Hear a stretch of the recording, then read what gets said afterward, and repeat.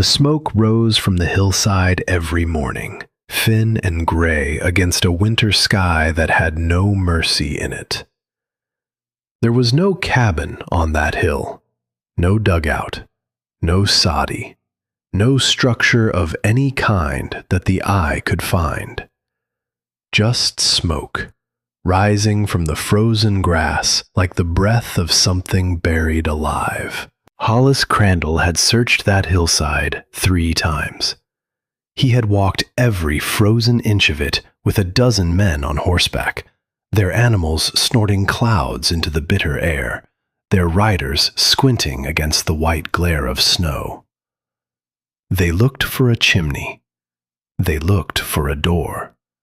They looked for any sign that 2 children were hiding somewhere in the folds of that barren land. They found nothing. Nothing but snow and dead grass and that thin wisp of smoke that seemed to come from nowhere at all. "The Lindgren children are dead," Hollis announced to the gathering at his general store one evening, his voice carrying the weight of a man accustomed to being believed.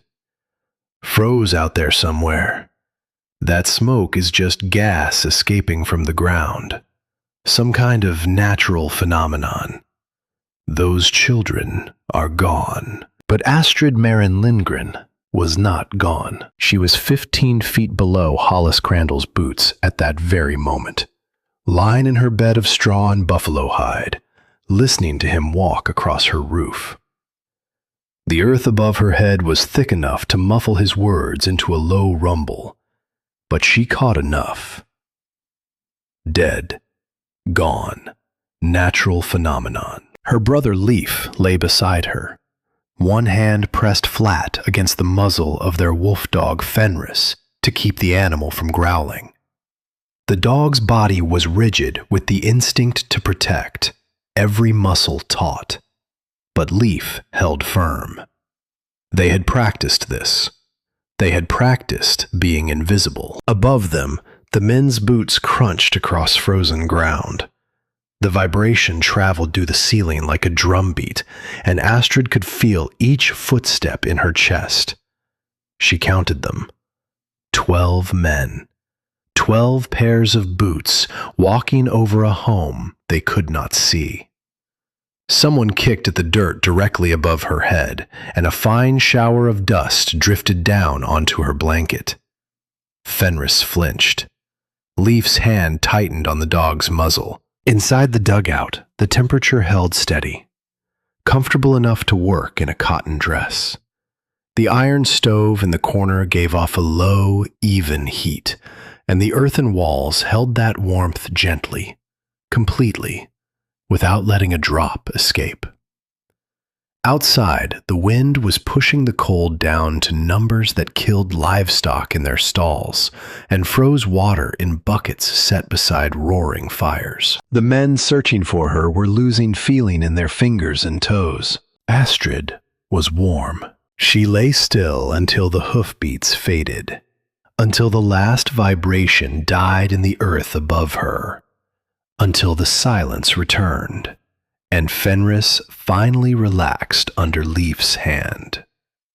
Then she sat up, brushed the straw from her hair, and went back to work. There was always work.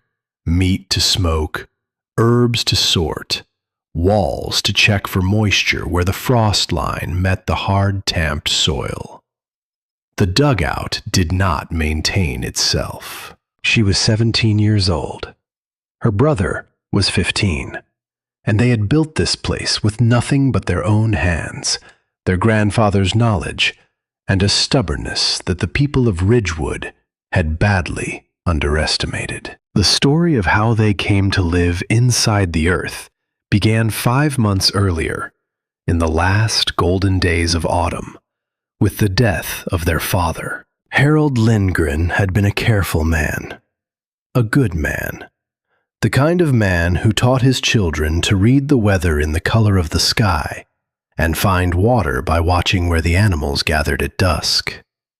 He had brought them from the old country when Astrid was 8 years old, crossing an ocean with 2 small children and a suitcase full of seeds and hand tools. And he had raised them on the open prairie with all the skills they would need to survive. He taught Astrid to preserve meat with smoke and salt. He taught Leif to join timber without nails, using the old techniques that held tighter than any hardware store could sell. He told them again and again that the old ways of their homeland carried wisdom that this new country had forgotten.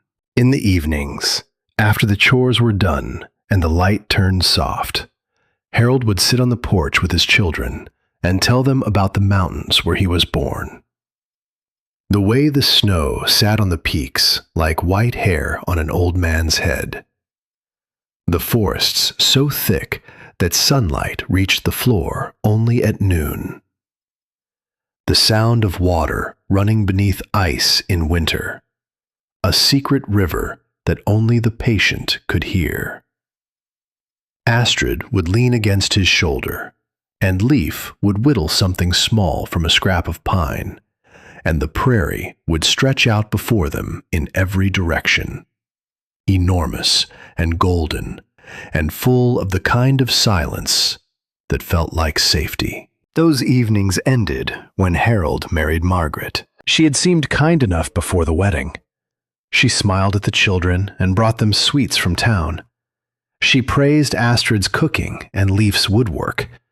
She made Harold believe that his children would finally have a mother again, after 5 years without one.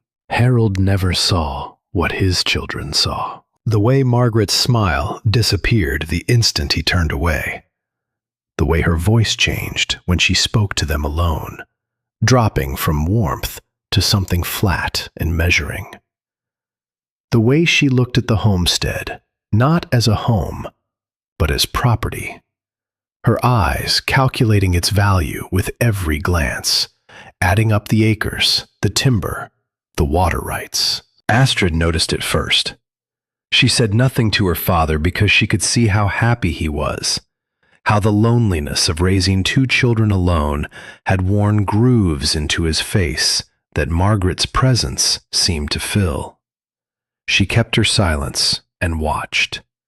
And what she watched was a woman who had learned early and learned hard that property was the only thing that protected a woman from the mercy of others. Margaret had grown up in a family that lost everything through a single stroke of bad luck and a legal system that favored men with connections. She had watched her own mother beg for charity and had sworn, at an age when girls should be worried about nothing heavier than wildflowers, that she would never be that vulnerable again. It did not excuse what came next, but it explained the machinery behind it, the cold logic of a woman who saw security as a fortress and other people as either walls or threats. None of that mattered on the morning Harold's horse spooked at a rattlesnake on the trail back from town. The animal reared. Harold was thrown against a boulder with a sound that the trail dust seemed to swallow whole. He lived for 3 days after that. 3 days unconscious, while Astrid sat at his bedside and tried every remedy her grandmother had ever taught her. Poultices of yarrow and comfrey, steam from boiled pine needles, cool cloths on his forehead when the fever came, warm ones when the chills took over. Nothing worked. Margaret sat on the other side of the bed. Her face showed concern. Her hands stayed folded in her lap. She did not offer to help with the poultices. She did not fetch water or stoke the fire. She sat, and she waited. And sometimes Astrid caught her looking not at Harold's face, but at the deed box on the shelf above the fireplace. Harold Lindgren died on the 3rd morning without ever opening his eyes, without ever saying goodbye to the children who had crossed an ocean beside him, without ever knowing what his wife would do the moment his heart stopped beating. They buried him on the hill overlooking the homestead, next to the small stone that marked the grave of their mother, who had died on the ship from the old country. Astrid remembered almost nothing of the burial. The sound of dirt hitting wood, Leaf standing rigid as a fence post, not crying, not speaking, not doing anything at all except staring at the hole in the ground where his father used to be. Fenris lay on the fresh dirt and refused to move, not even to eat. The dog pressed his belly to the grave, as if he could feel warmth beneath the soil, as if his master were simply sleeping underground and might wake if someone loyal enough kept watch. 3 days after the funeral, Margaret revealed what she truly was. Astrid was in the kitchen, preparing the evening meal, when the woman appeared in the doorway. There was no pretense of kindness in her face anymore. No smile, just cold calculation and something that looked almost like triumph. The expression of someone who had been holding their breath for a long time and could finally exhale. "This homestead is mine now." Margaret's voice was flat and certain, the way a person speaks when they have rehearsed the words. "The law says a widow inherits. You are not my children. You are not my responsibility. Get out." Margaret smiled then, and the smile was the worst thing Astrid had ever seen on a human face. Worse than grief, worse than anger. It was the smile of someone who had already won and wanted you to know it. "Your father was unconscious for 3 days before he died." Margaret spoke slowly, savoring each word. 3 days is a long time. Long enough for a dying man to sign a new will. Long enough for that will to be witnessed by Phineas Webb, who happens to be a lawyer, and who happens to owe me certain favors. She pulled a document from her pocket. Legal language covered the page in dense rows. At the bottom was a signature that might have been Harold's, though it trembled across the paper like the hand of a man barely clinging to life. Astrid stared at the signature. Her father had been unconscious. She had sat beside him for every minute of those 3 days. She had held his hand. She had watched his chest rise and fall in the shallow rhythm of a body that had already begun to leave. He had not opened his eyes. He had not moved his fingers. He had not signed anything. "That is a forgery." She said it quietly, but there was something beneath the words that made Margaret's expression flicker. Steel, the kind that does not bend. Margaret's hand moved fast. The slap cracked across Astrid's cheek with a sound that filled the kitchen, and the force of it sent her stumbling against the stove. Pain bloomed hot across her face. She tasted blood where she had bitten her tongue. Before Astrid could straighten, Margaret crossed to the doorway where Leaf stood frozen and shoved him hard with both hands. The boy fell backward off the porch steps and landed in the dirt, the wind knocked out of him, staring up at the sky with an expression of absolute incomprehension. Fenris lunged. The wolf dog placed himself between the children and the woman, teeth bared, the growl coming from somewhere deep in his chest. It was not the sound of a pet. It was the sound of a wolf protecting its pack. Margaret picked up a stone from beside the porch. "Take that mongrel and get off my property, both of you, before sundown, or I will send for the sheriff." She threw the stone. It struck Fenris on the shoulder, and he yelped, but he did not retreat. He stood his ground until Astrid called him, her voice thick with the taste of blood. "Come." She helped her brother to his feet. She did not look back at the house. She could not bear to see the garden her mother had planted, the workshop where her father had taught Leaf to build, the window where she used to sit and watch the sunset paint the prairie in colors that made her believe the world was kind. All of it stolen by a woman they had tried to welcome into their family. Leaf walked beside her in silence. His face was blank. Fenris padded between them, looking back over his shoulder every few steps, as if expecting Harold to call them home. But Harold was dead. The home was gone, and the town of Ridgewood watched them walk away without a single voice raised in their defense. The people of Ridgewood had known the Lindgren family for years. They had seen Harold build his homestead with his own hands. They had traded with him at the general store and nodded to him at Sunday services.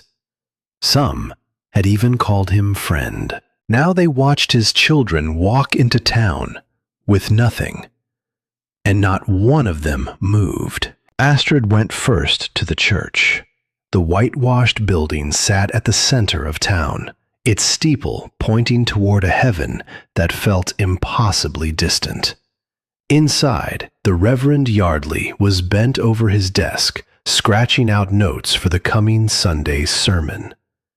The room smelled of candle wax and old wood, and the late afternoon light came through the windows at an angle that made the dust motes look like something falling. "Please." Astrid stood in the doorway, one cheek still red from the blow, her dress dusted with dirt from the fall. "Our stepmother has driven us out. We have nowhere to go. Perhaps the church could shelter us for a few nights, just until we find work." Reverend Yardley was a tall man, with narrow shoulders and eyes that seemed to look through whoever stood before him, as if searching for someone more interesting on the other side. He studied Astrid for a long moment, then shook his head with the practiced certainty of a man who had confused convenience with conviction. "A dutiful daughter does not quarrel with her mother." His voice was measured, rehearsed. "Perhaps this is a lesson the Lord wishes you to learn. Return to your stepmother and submit to her authority, as Scripture commands." "She is not our mother." Leaf's voice came out hoarse and cracked. He had not spoken since the burial, and anger had broken through his silence like water through a dam. "She stole our home. She forged our father's name." The Reverend's expression hardened. "I will not shelter children who speak ill of their elders. You may leave." From the church they walked to the general store. Hollis Crandall ran the place, and he ran the town along with it.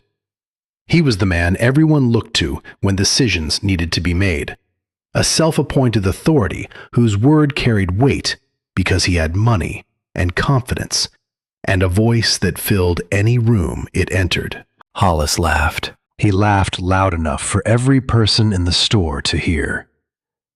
Odette Prescott at the flour barrel. Dougal Hewitt examining axe handles.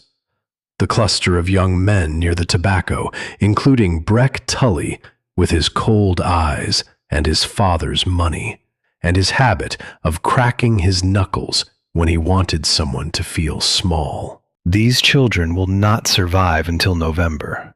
Hollis announced it to the room like a verdict handed down from a bench. "Look at them. Skinny as fence posts, the pair of them. This is what happens when children are not raised properly. A decent girl would have made herself useful to her stepmother instead of causing trouble." Astrid felt her face flush. Shame and rage braided together so tightly she could not tell which was which. But she kept her voice level. "We only need shelter for a few days. We can work. We will earn our keep." Hollis Crandall leaned across his counter, close enough that Astrid could smell the tobacco on his breath and see the broken veins that mapped his nose. "I do not shelter vagrants," And I do not hire foreign brats who cannot keep their own family from throwing them out. He jerked his chin toward the door. Get out of my store before I have Breck here escort you out. Breck Tully grinned at that. He cracked his knuckles slowly, one at a time, and the small sounds popped through the store like distant gunshots. Astrid did not give him the satisfaction. She took her brother's hand and walked out with her spine straight and her chin lifted. Fenris pressing against her leg, a low growl vibrating in his throat. Outside, Odette Prescott was already leaning toward two women on the boardwalk, her voice pitched to Carrie. Thrown out by their own stepmother. Poor dears. But perhaps they did something to deserve it, you know.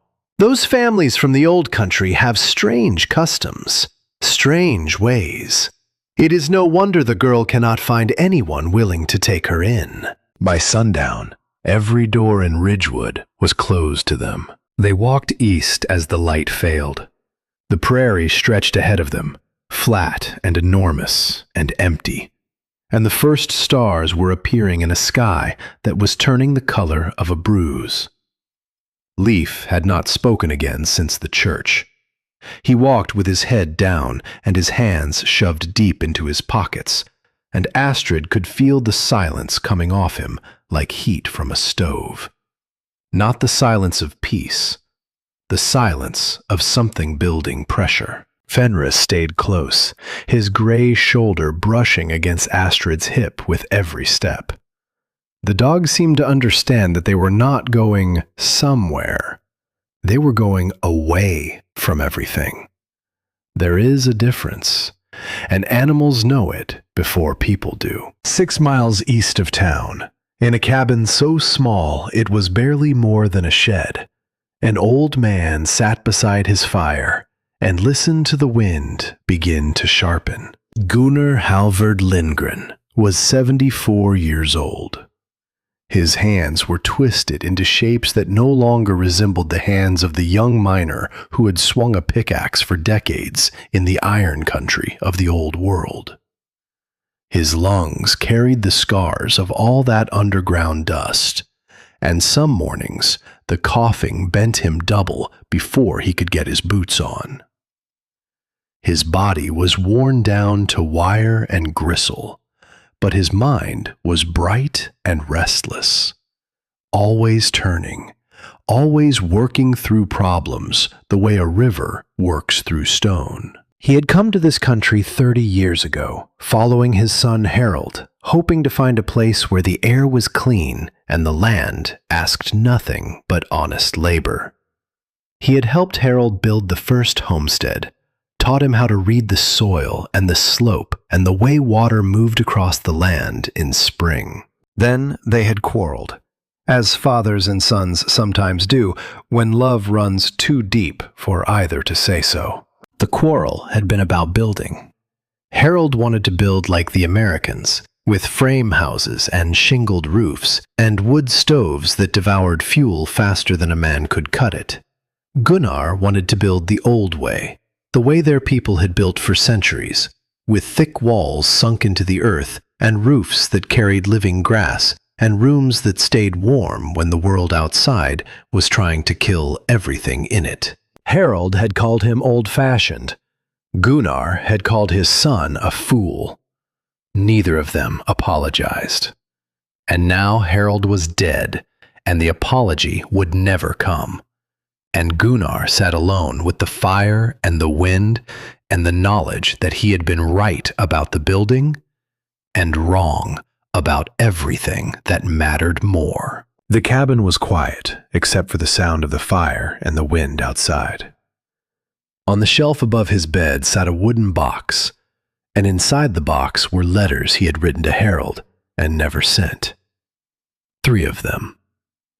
The first was angry. The second was less angry. The third simply said he was sorry and that he missed the sound of his son's voice.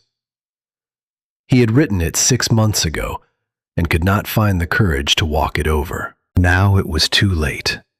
The letter sat in its box, and his son sat in the ground, and the distance between them would never close. He heard Fenris before he heard the children. The bark carried through the darkness, sharp and urgent, and Gunnar closed his eyes and let the relief wash through him. He had heard about Margaret. He had heard about the forged will. He had wanted to walk to town and speak for his grandchildren, but his legs would barely carry him to the woodpile anymore. So he had waited. And he had prayed to whatever forces governed the world, not the God of the church, but something older, something that lived in the earth and the wind and the slow turning of seasons. The door opened. Astrid stood in the entrance with Leif beside her, both of them shivering, both of them hollowed out by everything they had lost in the span of a single week. The firelight caught the bruise forming on Astrid's cheek, where Margaret's hand had landed, and something shifted in the old man's face. Something hard. Something that looked like the last embers of a fire that had been banked, but never fully put out. "Grandfather," her voice almost broke. "We have nowhere else to go." Gunnar braced both hands on the arms of his chair and pushed himself upright. His knees buckled once, and he caught himself on the edge of the table, but he stayed standing. He opened his arms. "Then come in, and let me tell you how we are going to survive." That first night, the three of them sat around the small fire while the old man talked, and Astrid listened with an attention so fierce it was almost physical. She leaned toward him, drawn by his voice and the firelight. "There is a piece of land." Gunnar's voice was rough with dust and age, but his eyes were bright in the firelight. 30 acres on the eastern slope of Ridgewood Hill. Your father never filed the claim because he thought it was worthless. Just grass and hillside, he said. Nothing you could build on. He paused. The fire crackled. "But I know that hill. I know what it can give to someone who understands how to ask." Margaret does not know about this land? Astrid's mind was already moving, calculating, sorting through possibilities the way her father had taught her to sort seeds, keeping the viable ones, discarding the rest. Nobody knows, except me, and now you. Gunnar reached out and took his granddaughter's hand. His fingers were rough and bent, but his grip was still strong. "We are going to build you a home there, Astrid. A home that nobody can find. A home that nobody can take away." Leif spoke for the first time since leaving the homestead. "How do you build a home that nobody can find?" Gunnar smiled. And in that smile was something ancient, something passed down through generations of people who had survived winters that would have killed the unprepared. People who had learned to listen to the earth instead of fighting it. In the old country, we called it jordkjellere. He picked up a stick and began to draw in the ashes at the edge of the hearth. A house built into the earth itself. Our ancestors learned this from the land, long before anyone wrote it in a book. He sketched the cross-section of a hillside, and in the hillside he drew a chamber, a room carved into the slope like a secret held in a closed fist. The earth keeps a steady temperature below a certain depth. Does not matter if it is 40 below zero outside. The earth remembers the warmth of summer and holds it there, waiting. You dig deep enough, you reach that warmth. You build smart enough, you keep it. His stick traced the angle of an entrance, south-facing, angled to catch the low winter sun. The sun sits low on the horizon in deep winter, and if you set the entrance at just the right pitch, The light comes in and warms the space for a couple of hours each day without burning a stick of fuel. And the smoke? Astrid asked. She was already 3 steps ahead, already seeing the problems. If we build a fire, there will be smoke. Someone will see it. Gunnar nodded, and in his nod was approval. The right question.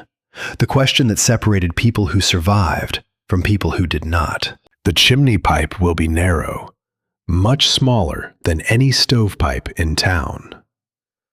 A narrow pipe creates a stronger draft, pulls the smoke up more efficiently, and it makes the smoke nearly invisible. A thin gray thread that looks like mist or steam. You could stare right at it and think it was nothing. He met her eyes across the fire. They will search for you, Astrid. They will ride their horses right across your roof, and they will never find you. Astrid looked at the drawing in the ashes. A home beneath the earth, invisible, untouchable, built with nothing but knowledge and labor, and the old ways that everyone in Ridgewood would laugh at if they knew. She looked at her brother. Leif's face was unreadable, but his eyes were fixed on the sketch, and something had changed in them. Not hope, not yet, but the absence of despair, which was close enough. She looked at Fenris, lying between them with his head on his paws, ears twitching at every sound from the darkness outside. She looked at her grandfather, whose broken body held a mind sharp enough to cut glass, whose knowledge stretched back through centuries of people who had built their survival into the bones of the earth. And she made her decision. When do we start? Gunnar's smile widened. Outside, the wind was already carrying the first real bite of the coming winter. The kind of cold that would deepen and sharpen over the months ahead until it became something lethal. Something that would test every structure and every soul on the open prairie. Tomorrow, Gunnar said, we start at first light. The fire burned low. The wind pressed against the walls of the little cabin.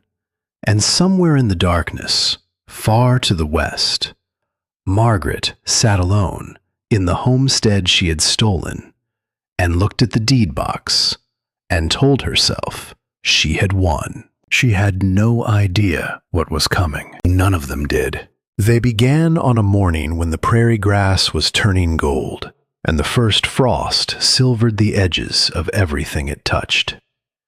Astrid rose before the sun, pulled on her boots, and walked out of Gunnar's cabin into a darkness that smelled like cold iron and dry sage. Leif was already awake, sitting on the step with Fenris beside him, the dog's breath making small clouds in the pre-dawn air. Neither of them spoke. There was nothing to say that the work ahead would not say better. Gunnar had chosen the site with the precision of a man who had spent his whole life reading land the way other men read books. A fold in the hillside created a natural blind from every direction. Anyone approaching from town would see nothing but grass and rock.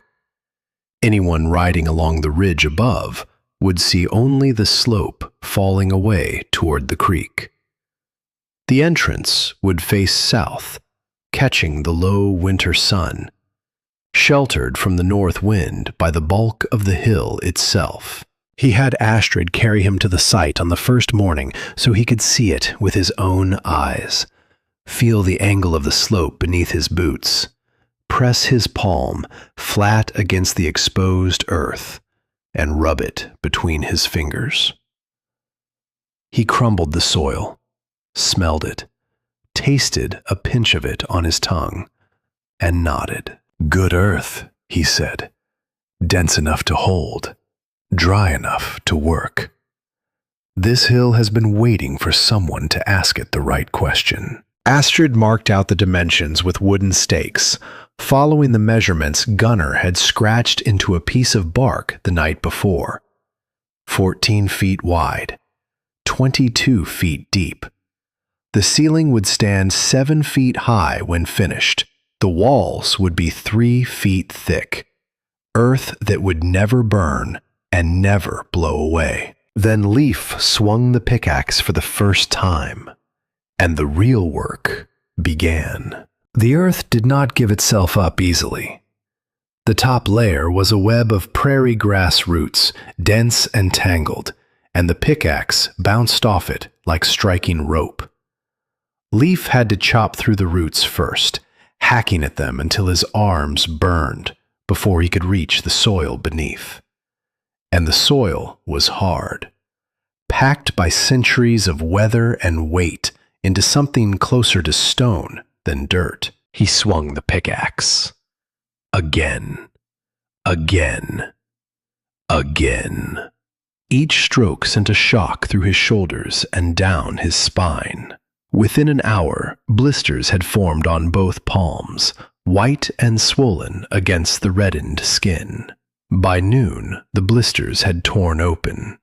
By evening, blood had dried in the creases of his hands, and the raw flesh beneath stung with every movement. He did not stop. He did not complain. He wrapped strips of cloth around his palms and kept swinging, and by the end of the first week, the blisters had given way to calluses, thick ridges of hardened skin that turned his hands into something that belonged to a man twice his age. Astrid hauled the loosened earth away in a wooden sled that Fenris helped pull. She loaded the sled, leaned into the rope, and dragged it uphill to a spot where the dumped dirt would look like a natural feature of the landscape. Then back down. Load again. Pull again. The rope cut into her shoulders through the fabric of her dress. Her boots wore through at the soles within days, and she stuffed them with dried grass to keep the cold out. Her shoulders began to ache on the first day. By the third day, the ache had deepened into something that lived in the muscles permanently, a constant burning that woke her in the night and made her gasp when she rolled over on her bed of straw. But the hole deepened, inch by inch, foot by foot. The earth yielded to their labor because the force applied against it refused to stop. Gunnar supervised from a chair they carried to the site each morning. His body could not help with the digging, but his mind was the blueprint they built from. He told them how to angle the entrance so water would drain away during the spring thaw instead of flooding the chamber. He showed them how to cut sod blocks that interlocked like teeth, each one supporting the next. He explained the engineering of a roof made from timber and earth that could support a man's weight or a horse's weight without showing a seam from above. The old ways. He said it again and again, and each time the words carried something different. Sometimes pride, sometimes grief, sometimes the quiet stubbornness of a man who had waited decades to be proven right, and would have given anything to be proven wrong if it meant his son were still alive. Our ancestors survived winters that would kill everyone in this soft American town. They survived because they understood that you do not fight the earth. You work with it. You let it protect you. By the end of the first week, they had broken through the root layer and begun excavating the main chamber. The work went faster in the deeper soil, which was softer and came away in clean chunks that Astrid could stack on the sled without crumbling. The shape of the room began to emerge from the hillside like a sculpture emerging from stone, and for the first time, Leaf allowed himself something that was almost a smile. He would step back at the end of each day, covered in dirt from his boots to his hairline, and look at what they had carved from nothing. And his jaw would soften just slightly, and the blankness that had lived in his face since the funeral would crack open enough to let something through. Then the rain came, and everything they had built nearly collapsed. It happened on the 9th day, a hard, driving rain that came in sideways off the prairie. The kind of rain that turns dry creek beds into rivers in an hour. Astrid was inside the half-finished chamber when she heard the sound. A deep, wet groan from the east wall, like the earth itself was clearing its throat. She looked up and saw the wall moving, not falling, moving, bulging inward as the rainwater soaked through the earth and turned it soft. A crack appeared near the ceiling, thin as a hair at first, then widening. Dirt began to sift down in a steady stream. "Get out!" Leif was at the entrance, his voice sharp with fear. "Astrid, get out now!" She ran. Behind her, a section of the east wall slumped inward with a sound like a heavy sigh, and a cascade of wet earth poured across the floor where she had been standing 3 seconds earlier. If she had been slower, it would have buried her to the waist. They stood outside in the rain and watched the damage through the entrance. A quarter of the east wall had given way. The careful work of 4 days reduced to a pile of mud in less than a minute. Leif threw the pickaxe. It spun through the air and buried itself in the grass 20 feet away. He stood with his fists clenched at his sides, rain running down his face, and Astrid could see the fury in him, the pure, helpless rage of someone who has given everything to a task and watched it fail. Gunnar arrived the next morning, carried to the site on a makeshift stretcher that Leif had built because the old man's legs could no longer manage the walk. He sat in his chair at the edge of the excavation and studied the collapsed wall in silence for a long time. Rain still dripped from the damaged earth, and the air smelled like wet clay and failure. "The soil here is different," Gunnar said finally. His voice was quiet, almost gentle. "In the old country, the earth was denser, more stone in it. It held itself together. This prairie soil has more sand, more clay. It needs something else to bind it." Astrid crouched beside him. "What do we do?" Gunnar looked at her, and in his eyes she saw something she had not expected. Not disappointment, not frustration. Respect. "That is the question, child. And the answer is not in anything I taught you. The answer is in this land. You have to find it yourself." It took Astrid 2 days. She spent those days doing something the people of Ridgewood would have found laughable if they had seen it. She walked the prairie, pulling up handfuls of grass, examining the roots. She dug small test holes in different locations, wetting the soil, squeezing it, watching how it behaved. She crouched beside animal burrows and studied how the walls held their shape despite rain and frost and the constant push of roots. She found a spot near the creek where the soil held together even when soaked, and she dug up a clump and pulled it apart and saw the difference. The grass roots. Not the surface roots, but the deep ones. The thin, thread-like roots that reach down a foot or more into the earth. They wove through the soil like stitching through fabric, binding it together. She mixed the deep-rooted grass into the walls. She cut long bundles of dried prairie grass and layered them between courses of soil the way a builder layers mortar between bricks. She tamped it down, waited for it to dry, and tested it by pouring water against the surface. The wall held. She rebuilt the collapsed section in 3 days, and when she was done, It was stronger than anything Gunnar had designed.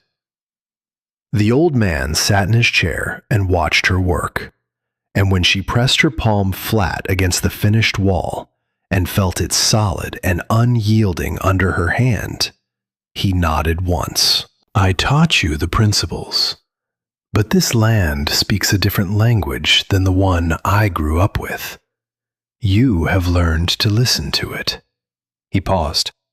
"Your father would never have done that. He would have forced the old technique until it worked, or abandoned the project entirely. You found a third way." Astrid said nothing, but something settled in her chest, a quiet confidence that had not been there before. Not pride exactly, something deeper. The knowledge that she could face a problem that had no answer in any book or memory and find her way through it with her own hands and her own mind. The work continued. While Astrid rebuilt walls and Leaf deepened the chamber, the town of Ridgewood began to notice. Dougal Hewitt was the first to come investigating. He was the town's carpenter and builder, a man who had constructed half the structures in Ridgewood and considered himself an expert on everything related to construction. When Odette Prescott told him that the Lindgren children had been seen digging into a hillside east of town, he saddled his horse and rode out to see for himself. He found the disturbed earth easily enough. Fresh dirt piled in mounds, grass torn up in patches, signs of recent activity that even a child could read. But he did not find the children. Gunnar had anticipated visitors. The entrance was tucked behind the fold in the rock formation, accessible only by a narrow path that looked like a natural drainage channel. From every other angle, the hillside presented nothing but grass and stone. Dougal walked within 10 feet of the entrance without noticing it. He stood directly above the main chamber, the roof not yet completed, but covered with brush and canvas that blended with the surrounding terrain. He searched for nearly an hour, growing more frustrated with each passing minute. He kicked at the piled dirt. He walked in circles. He even called out, his voice carrying across the empty hillside with the particular irritation of a man whose expertise has been challenged. Nothing answered but the wind. He rode back to town that evening and made his announcements at the general store. "Those children are digging their own graves out there, building some kind of hole in the ground like animals. It will collapse before the first hard freeze. They will be buried alive." He shook his head with the satisfaction of a man delivering a diagnosis. "Good riddance." Breck Tully laughed. "Saves us the trouble of running them off ourselves." Hollis Crandall stroked his beard. "The girl has spirit, but spirit does not keep you warm when the temperature drops. Those children are dead already. They just do not know it yet." The search party came at the end of the month. 12 men on horseback, led by Hollis himself, riding out with the stated purpose of finding the Lindgren children and bringing them back to town for their own safety. Their actual purpose was closer to curiosity and the particular pleasure some men take in confirming that they were right all along. Astrid heard them coming. The sound of hooves carried through the earth like a warning drum, the vibrations reaching her long before any sound passed through the air above. She and Leaf pressed themselves against the cool walls, barely breathing. Fenris lay between them, with his ears flat against his skull, the growl locked behind his teeth. Above them, the men rode in circles. They dismounted and walked the hillside, calling out, stamping their boots. Several times the footsteps passed directly over the roof, so close that Astrid could hear the creak of saddle leather and the jingle of spurs, and the particular sound of a man spitting tobacco juice onto the ground directly above her head. They must be somewhere. One voice, muffled by the earth between them. Look at all this fresh dirt. Prairie dogs, another voice. Or badgers. No structure could be hidden here. That was Dougal Hewitt, confident as always. I told you, they probably died out on the prairie somewhere. The search continued for nearly 2 hours. The men walked within arm's reach of the hidden entrance. They stood on the roof and argued about where to look next. They never saw a thing. Hollis called a halt as the light began to fade. The children are gone. Dead or run off, it does not matter. We have wasted enough time on orphans who were too foolish to accept help when it was offered. Nobody mentioned that no help had actually been offered. They mounted their horses and rode back toward town. Astrid waited until the last vibration faded from the earth. Then she let herself breathe. That night, she did not sleep. She lay in the darkness of the half-finished chamber, staring at the ceiling she could not see, listening to the sound of Leif's breathing and Fenris's occasional sighs. The close call had shaken something loose inside her, an awareness of how thin the margin was, how easily everything could end. A shifted stone, a careless footprint, a chimney pipe that caught the light at the wrong angle. She was building a life that depended entirely on never being found. And the people looking for her were not going to stop. The knowledge sat heavy in her chest, and she carried it into the morning. Leif changed in the weeks that followed, but not in the direction Astrid had hoped. The work hardened his body. His shoulders thickened. His hands grew calluses like horn. He could swing the pickaxe for hours without stopping, and the chamber deepened steadily under his labor, the walls growing smooth and solid around them. But something else was hardening too. It came out one night after the fire had burned low and Gunnar had been carried back to his cabin for the evening. Leif sat across from Astrid in the near darkness, his face lit only by the glow of embers, and the words came out of him like something that had been trapped under pressure for weeks. We should burn it. Astrid looked up from the rabbit she was skinning. Burn what? The homestead. Her house. Our house. His voice was flat, but his hands were shaking. She stole it. She forged a dead man's name. She threw us out like dogs. And every night, she sleeps in our father's bed and eats food from our mother's garden and walks on floors that we helped build. Leif, do not tell me to let it go. The words came faster now, the dam breaking. Do not tell me that building this place is enough. It is not enough. She took everything from us, and nobody in that town said a single word. And now they ride out here to search for us like we are criminals, while she sits in that house and nobody touches her. Astrid set the knife down. Her hands were steady, but her heart was not. You are not angry at Margaret. Leif's head snapped up. His eyes were wet, and the sight of it startled Astrid more than anything since the funeral. Leif did not cry. Leif had not cried when they lowered the coffin. He had turned to stone instead, and stone does not weep. But the stone was cracking now. He chose her. Leif's voice dropped to something barely above a whisper.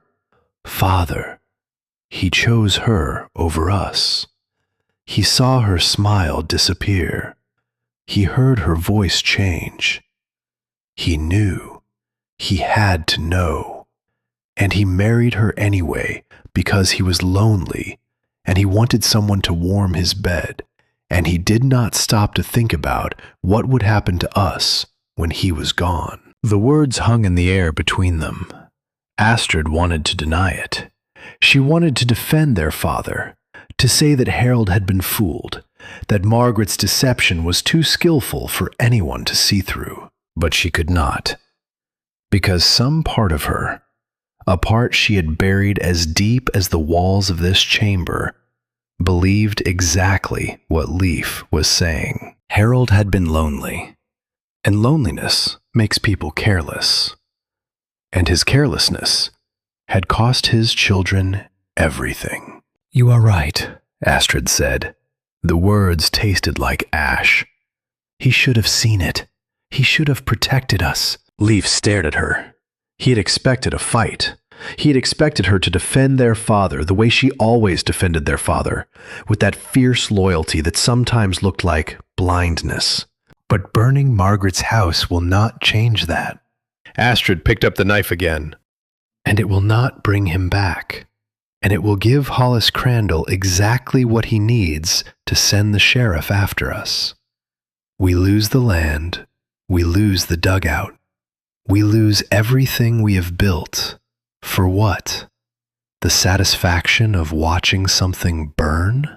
Leif said nothing. His jaw was tight. The conversation was not over. Not really. It was just going underground, the way everything in their lives went underground now. The anger would surface again. Astrid could feel it, like a change in the weather, a pressure shift that promised a storm even when the sky was clear. But for now, the silence held. And in the morning, Leif picked up the pickaxe and went back to work. The visitor came on a cold morning when frost had painted every blade of grass white, and the air was so still that sound carried for miles. Astrid was outside the entrance, gathering firewood from the cache they had hidden among the rocks, when she heard footsteps crunching through the frozen ground. She dropped the wood and pressed against the stone, one hand reaching for the knife at her belt. A figure appeared around the fold in the hillside. Young, male, wearing a good wool coat, the kind that cost money. For a terrible moment, Astrid thought it was Breck Tully come to make trouble. Then she recognized the face. Everett Yardley, the Reverend's son. He stopped when he saw her. His breath clouded in the cold air. His expression was not hostile, not mocking, just curious, and perhaps a little sad. "I knew you were here." He spoke quietly, as if the hillside itself might be listening. "I have known for weeks. I followed the smoke one morning when the wind was still." Astrid's hand tightened on her knife. "Are you going to tell them?" Everett was silent for a long moment. The cold pressed against them both, and somewhere in the distance a hawk called once and fell silent. "I should."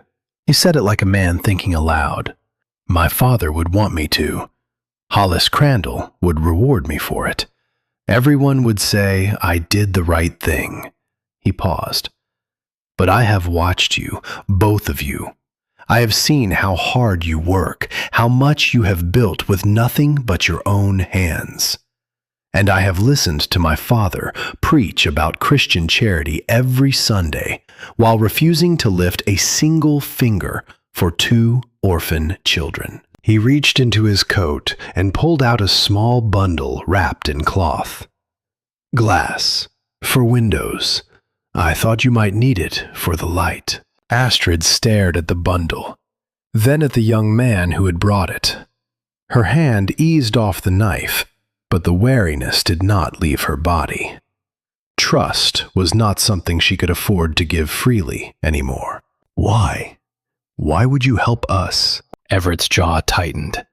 When he spoke, his voice had changed, the polished cadence of a preacher's son giving way to something rawer and younger and more honest.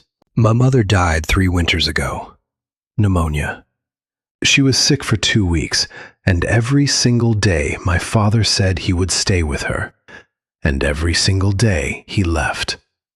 To preach, to counsel, to visit the sick, which would have been noble if his own wife were not the sickest person in town. He stopped. Something moved across his face, the shadow of a grief that had calcified into something harder. She died alone.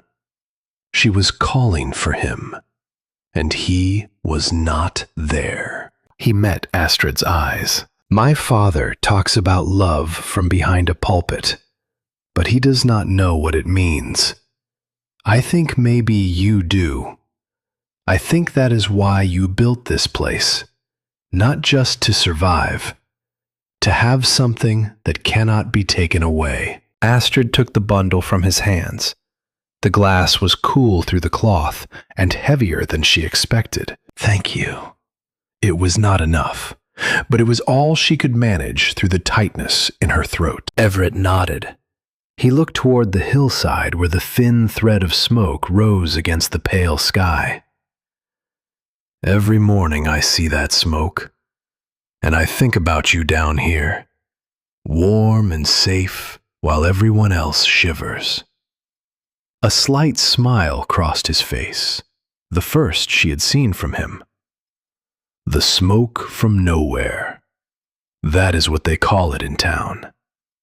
The mystery nobody can solve. Then he turned and walked back the way he had come, his footprints crisp in the frost. And Astrid stood, holding the glass and watching him go, and feeling something she had not felt in months. Something she refused to call hope, but could not call anything else either. Everett became their secret ally. He came when he could, always careful not to be followed, always bringing something useful. More window glass, door hinges, sacks of flour and salt, a jar of precious honey that Astrid saved for Gunnar when the old man's cough grew thick and wet in the deepest cold. He never stayed long, never came inside the dugout, but his visits became a lifeline, connecting them to a world that had cast them out. And Astrid found herself listening for his footsteps on the frozen ground with something she refused to name. Old Ragnhild came too, though she was no secret. She was 78 years old, the last person from the old country still living in the territory besides Gunnar, and she had nothing left to fear from anyone in Ridgewood. When she heard about the smoke from nowhere, she knew immediately what it meant. George Schellera. She whispered the word when she saw the entrance for the first time, and tears ran down her weathered cheeks, following the deep channels that age had carved into her face. My grandfather built one just like this. I thought everyone had forgotten. She brought woven blankets and bear grease for waterproofing, and stories from the old country that made Gunnar smile even as his cough worsened. Dr. Whitlow came once, pretending it was just a walk to clear his head. He was the town's physician, a quiet man with kind eyes and the weariness of someone who had seen too much suffering and could fix too little of it. He examined Gunnar without being asked and left medicine without accepting payment. The mining dust, he told Astrid quietly as he was leaving, his voice pitched so the old man would not hear. It has filled his lungs. There is nothing I can do except ease the pain. Months, perhaps. I am sorry. Astrid nodded. She had known. She had heard it in Gunnar's breathing for weeks now. The wet rattle that grew louder each morning, the coughing fits that left him gray-faced and gasping. She had known, and she had said nothing, and now the doctor's words made it real in a way that knowing alone could not. I have been watching that smoke all winter, Dr. Whitlow said, pausing at the fold in the rocks. Everyone in town laughs about it. The smoke from nowhere. But whatever you have built inside that hill, it is working. When the weather breaks, I would like to understand how. But the weather was not going to break. Not the way any of them expected. While Astrid built, and Leaf dug, and Gunnar coughed, and the town of Ridgewood laughed about the smoke from nowhere, Margaret had not been idle. She had spent the winter months seething in the homestead that should have been hers alone without complication. Every time she heard someone mention the mysterious smoke, every time Hollis Crandall complained about another failed search, her hatred grew sharper. Those children were alive. They were surviving. And somewhere on this prairie, they might be living on land that she could claim, if she could prove they were squatting without rights. In the dead of winter, she sent word to a man named Jasper. He was a bounty hunter who worked the territories, a man with a reputation for finding people who did not wish to be found. He had tracked fugitives through storms and across rivers and into wilderness that would swallow a lesser tracker whole. 2 orphan children hiding in the hills would be simple work. Jasper arrived without announcement. He did not ask questions at the saloon or the general store. He did not introduce himself to Hollis Crandall or anyone else in town. He simply watched. For 2 weeks, Jasper observed the patterns of Ridgewood with the patience of a predator studying a game trail. He noticed who came and went at unusual hours. He noticed who carried supplies that did not match their usual purchases. He noticed who rode east toward the hills when they thought nobody was looking. On the 14th day, he saw Everett Yardley leave town with a sack of flour that he had not purchased at the general store. Jasper followed at a distance, patient as a wolf trailing wounded prey. He watched Everett disappear around a fold in the rocks on the eastern hillside. He waited. An hour later, Everett emerged, empty-handed. That night, Jasper reported to Margaret. "The preacher's boy is helping them. There is a hidden entrance in the rocks on the east slope. I can lead you right to it." Margaret's face changed. The tight, frustrated mask she had worn all winter cracked open, and beneath it was something cold and bright and patient. "Not yet. I want witnesses. I want the entire town to see those children dragged out of their hole in the ground." She smoothed the front of her dress with hands that did not tremble. "Wait for the weather to clear. Then we go together." She did not know that the weather was not going to clear, not in any way she could have planned for. Inside the dugout, Astrid had settled into a rhythm that was almost peaceful. She rose before dawn each day to tend the stove and prepare breakfast. Leaf hunted when the weather allowed, bringing back rabbits and prairie chickens that they smoked and stored in the root cellar dug even deeper than their main room. Fenris had grown into his full size now, a magnificent animal with the gray coat of his wolf ancestors and the loyal heart of the dog his mother had been. The smoke rose from the hillside every morning, thin, gray, nearly invisible. The smoke from nowhere became a joke in Ridgewood, a mystery that people talked about at the general store and laughed about in the saloon. Hollis grew more furious with every failed search.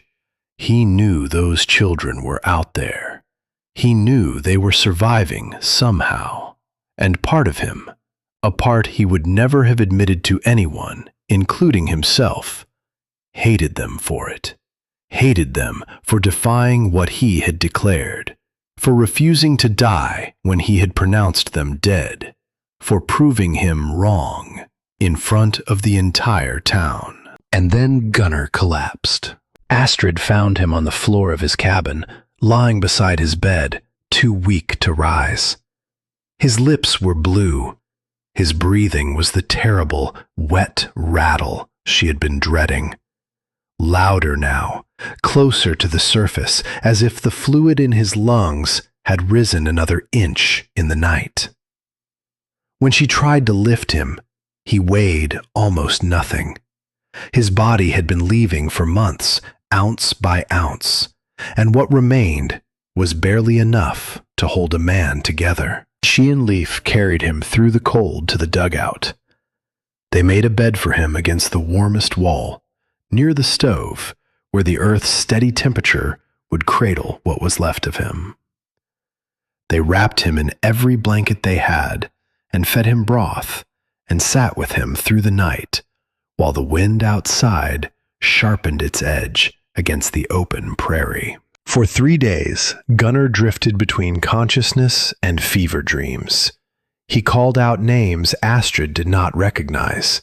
He spoke in the old language about mines and mountains and a woman named Britta, who must have been his wife, gone these 40 years.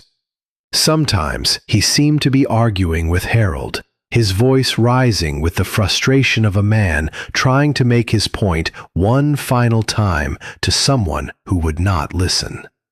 Once he said clearly, in a voice that belonged to a much younger man, "The earth remembers, Harold. Why will you not listen? The earth remembers." On the 4th day, the fever broke. Gunnar opened his eyes, clear and present for the first time since his collapse, and looked around the earthen room where his grandchildren had nursed him. "This is a good place," he said. His voice was barely a whisper, thin as the smoke that rose from the chimney above. "Better than anything I ever built. Warmer, tighter, more hidden." Astrid knelt beside him and took his hand. "You taught us how." "I taught you principles." Gunnar's eyes moved to the east wall, the one Astrid had rebuilt with her grass-binding technique after the rain collapse. The wall that was stronger than anything he had ever designed. "You taught this land how to hold itself together. That is something different. That is something better." He was quiet for a moment. His breathing filled the small space with its wet, labored rhythm. "Promise me something." His fingers tightened around hers, and there was surprising strength left in them.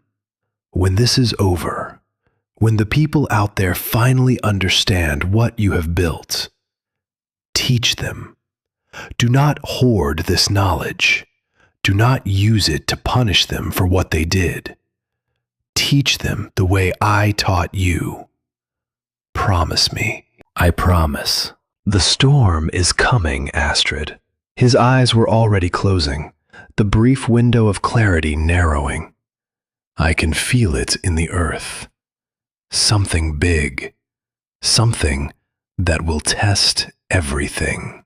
His voice faded to a murmur. "But you are ready. You are ready. And they are not." He slept. Astrid sat beside him for a long time, holding his hand, listening to the sound of his breathing and the deeper silence of the earth that surrounded them.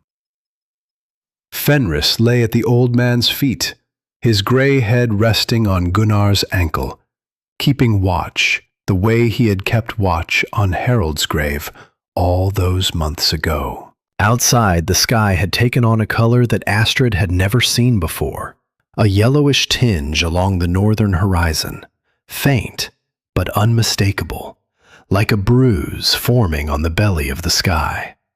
The air pressure had shifted. Fenris had been restless for days, pacing the dugout, whining at sounds only he could hear. And far to the west, Margaret was gathering her witnesses. Jasper had the route memorized. Phineas Webb had agreed to come, for a fee.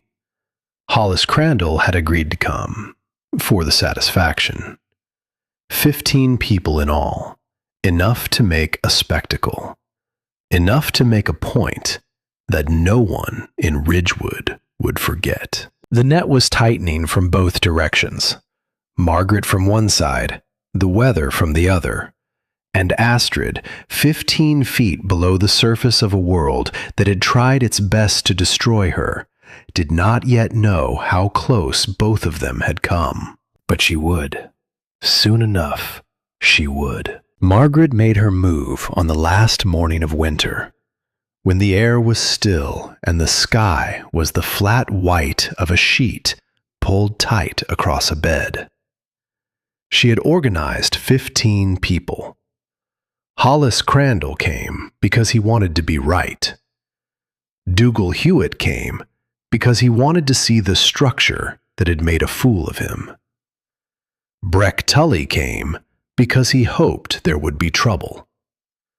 Phineas Webb came because Margaret paid him. Reverend Yardley came because Hollis asked, and the Reverend had never learned how to say no to the man who donated more to the church than anyone else in town. Jasper led the way. The bounty hunter moved with the unhurried confidence of a man who had done this kind of work many times before. He guided the party east along the creek bed, then up the slope toward the fold in the rocks, following the route he had memorized during 2 weeks of silent observation. The horses picked their way through crusted snow, and the riders spoke in low voices, the way men speak when they are about to do something they have convinced themselves is necessary. Dr. Whitlow had come along too, uninvited. He rode at the back of the group on his old mare, his medical bag strapped behind his saddle, saying nothing. His presence made some of the others uncomfortable, though none of them could have explained exactly why. Perhaps it was the way he watched them, with the quiet attention of someone who knows how a thing will end, but cannot stop it from happening. They were 20 feet from the entrance when the sky began to change. It started as a color, a yellowish tinge along the northern horizon that had no business being in a winter sky, as if someone had held a candle behind the clouds and the light was bleeding through wrong. Then the wind shifted. It had been coming from the west all morning, mild and steady, and now it swung to the north in a single breath, and the bite in it was something none of them had felt before. Not just cold, something deeper than cold. Something that felt like the air itself had turned hostile. The horses knew first. They always do. 3 of them shied simultaneously, pulling at their reins, turning their rumps to the north with the instinct of animals who can feel what humans only understand after it is too late. One horse, Dougal Hewitt's roan mare, reared up and nearly threw its rider, and the sound she made was not the whinny of a startled horse, but something closer to a scream. "We should go back." Dr. Whitlow spoke from the rear of the group. His mare was fidgeting beneath him, tossing her head. "Something is not right with this sky." Hollis Crandall turned in his saddle and laughed. The sound was loud and dismissive, and carried the full weight of a man who had spent 55 years believing that his judgment was better than anyone else's. "We are this close to finding those children, and you want to leave because of a little wind? Keep looking." They searched. They dug at the snow with their boots and their hands. They called for Astrid and Leaf to show themselves, their voices bouncing off the rocks and dying in the open air. Jasper moved methodically along the rock face, running his hands over the stone, looking for the seam he knew had to be there. He was close. Another 10 minutes and he would have found it. The sky did not give him 10 minutes. Inside the dugout, Astrid heard them coming. The vibration of hooves through the earth reached her first, then the muffled sound of voices, then footsteps directly overhead and along the rock face, closer to the entrance than anyone had ever come before. She and Leaf pressed against the walls. Fenris lay between them with his hackles raised, and Astrid could feel the growl building in his chest through the hand she kept on his back. She willed herself still, pressed into the darkness, a hunted animal whose only armor was stillness. From his bed against the warm wall, Gunnar opened his eyes. He had been sleeping more and more these past days, his waking hours shrinking the way a candle shrinks as it burns toward its base. But his eyes were clear now, and in them was something that was not fear. The storm. His whisper was barely louder than the sound of his own breathing. It is here. The storm came the way the worst things come. Not gradually, but all at once, as if someone had drawn a curtain across the world, and the world behind it was made entirely of wind and white. At midday, the temperature was comfortable enough for the men to ride without gloves. Within 2 hours, it had dropped to freezing. Within 4 hours, it was far below zero and still falling, plummeting with a speed that seemed to defy the natural order of things, as if the cold were not arriving, but being poured down from somewhere above, filling the prairie the way water fills a bowl. The wind came with it. Not the steady prairie wind that everyone was accustomed to, the wind that bent the grass and dried the laundry, and sometimes knocked a hat off your head if you were not careful. This wind was something else entirely. It came screaming across the open land with a force that knocked horses sideways and drove snow so thick and so hard that a man could not see his own outstretched hand. The snow was not falling, it was flying, horizontal, stinging, each flake driven with enough velocity to draw blood from exposed skin. Margaret's search party scattered like leaves. Some of them made it back to their horses and rode blind, trusting the animals to find the way home through a world that had become a solid wall of white. The horses lowered their heads and pushed forward with the grim instinct of creatures who understand, on a level that humans cannot access, that stopping means dying. These were the lucky ones. Some of the searchers took shelter behind the rocks, pressing themselves into crevices, pulling their coats over their heads, making themselves as small as possible, while the wind tried to peel them away from the stone. They would survive the night, but the cold would take pieces of them. Fingertips, toes, the soft edges of ears. They would carry those absences for the rest of their lives. Small, empty spaces where flesh used to be. Reminders written on their bodies in a language that could not be unlearned. Breck Tully ran. He ran east, which was the wrong direction, and the wind turned him around until he was running south, which was also wrong. And by the time he stopped running, he had no idea where he was or which way he was facing. The wind had erased every landmark, every shadow, every distinction between ground and sky. He was inside the storm the way a fish is inside water, surrounded on all sides with no surface to break through. He was found 3 days later in a creek bed 1/2 mile from where the search party had been, alive, but with fingers blackened beyond saving by the cold. Dr. Whitlow would remove them the following week, working by lantern light with steady hands and a grim face. and Breck Tully would never crack his knuckles to intimidate anyone again. Jasper fared worse. The bounty hunter, for all his skill at tracking and survival, had made the same mistake that everyone else had made. He had dressed for the morning's weather, not for the weather that was coming. His good leather boots and wool coat were designed for cold, not for the kind of cold that stops blood. He made it farther than most, driven by the professional instinct that had kept him alive through years of dangerous work. But the storm was bigger than instinct and meaner than experience. They found him days later, curled against a fallen tree, frozen in the posture of a man trying to make himself warm.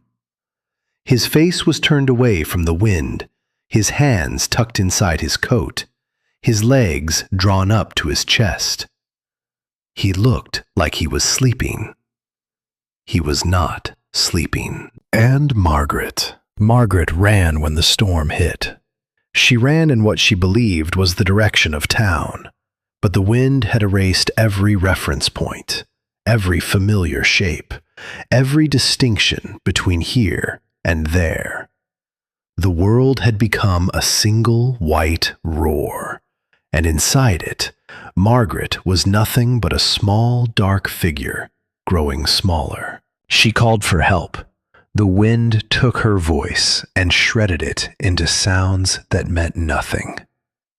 She stumbled through snow that was already waist deep, feeling the strength leaving her body in waves, feeling the cold working its way inward through her coat and her dress and her skin, reaching for the warm center of her with fingers that would not stop and could not be pushed away. She fell.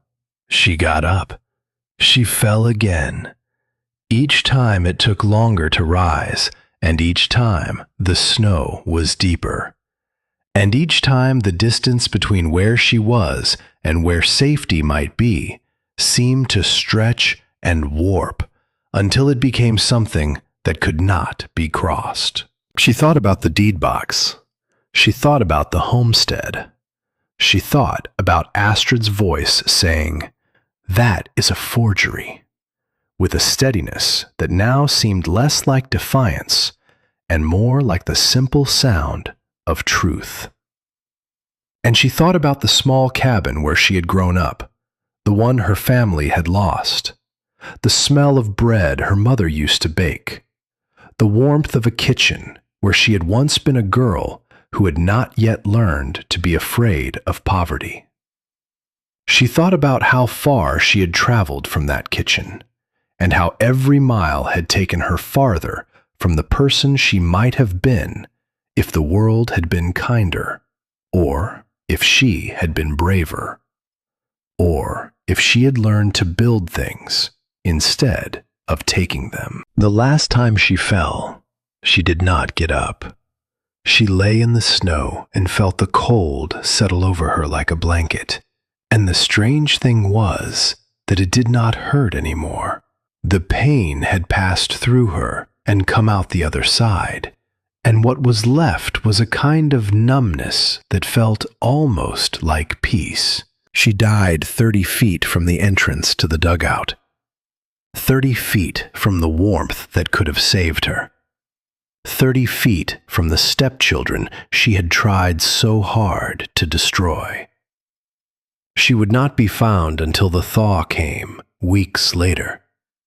She was still reaching when they found her, her frozen hands extended toward a door she had never seen, grasping at nothing. Inside the dugout, the temperature held steady. The walls did not shake. The roof did not groan. The earth wrapped itself around Astrid and Leif and Gunnar and Fenris with the patient, impersonal warmth of something that had been keeping secrets for a very long time. Astrid tended the stove. She fed it small pieces of wood, just enough to keep the iron warm, and the smoke rose through the narrow pipe and vanished into the storm above. She checked the walls for moisture. She adjusted the ventilation. She did the small, careful work of staying alive while the world above tried to kill everything it touched. The sounds from outside were enormous. A constant roar that vibrated through the ceiling and made the air inside the dugout thrum like the inside of a drum. But inside that roar, there was no wind, no driving snow, no cold reaching for them. Just the steady heartbeat of the earth, holding firm. Leaf sat by the entrance with his knife across his knees, listening. His face was calm in a way Astrid had not seen since before their father died.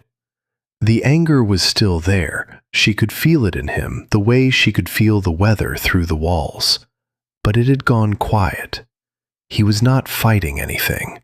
He was watching, waiting, doing the thing he had learned to do best in the months underground, which was to be still and let the storm pass over. Fenris lay beside Gunnar's bed, his great gray head resting on the old man's ankle. The dog had not moved from that spot in days, as if he understood that this was his post, his duty, the thing he had been bred and born and raised to do. Guard the vulnerable, stay close, keep watch. The storm raged for days. They lost count of exactly how many. Time underground is measured differently than time above. It moves by the rhythm of the stove being fed, the ventilation being checked, the water being melted from snow that Leif scooped from just outside the entrance in quick, careful trips that lasted no more than 30 seconds each. The cold outside was so intense that those 30 seconds were enough to turn his eyebrows white with frost and leave his lungs aching for an hour afterward. In town, Ridgewood was coming apart. The buildings that had seemed so solid, the frame houses with their shingled roofs and their wood stoves, the general store with its proud false front, the church with its steeple pointing at a heaven that had apparently stopped listening. None of them were built for what was happening now. The wind found every crack, every gap, every poorly fitted board. Snow piled against doors and windows until they could not be opened. Roofs groaned under weights they were never designed to carry. The town came apart in pieces. First the weakest roofs, then the strongest. The sound of splintering timber carried through the storm like gunshots, and the families inside barely escaped before the walls fell inward and the snow poured through. They stumbled to their neighbors' houses, which were not much better, crowding into spaces that grew colder by the hour.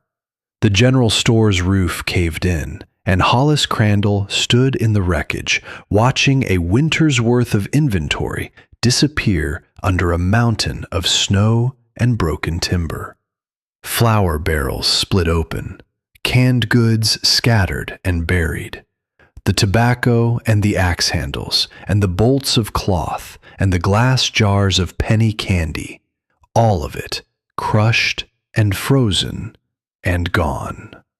He stood there for a long time, snow falling on his bare head, and something in his face collapsed along with the roof. Not grief, something older. The look of a man watching the physical structure of his certainty break apart. People burned furniture to stay warm. Chairs and tables and headboards and cradles, anything that would fit in a stove, anything that would give off heat for another hour.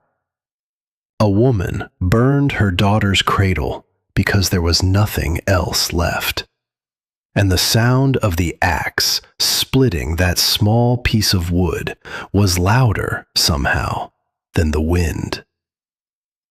People died, frozen in buildings that could not keep them warm, lost in the snow trying to reach a woodpile 20 feet from their front door, crushed when roofs gave way under the weight of snow that just kept falling and falling and falling, as if the sky had an infinite supply of white and intended to use every last grain of it.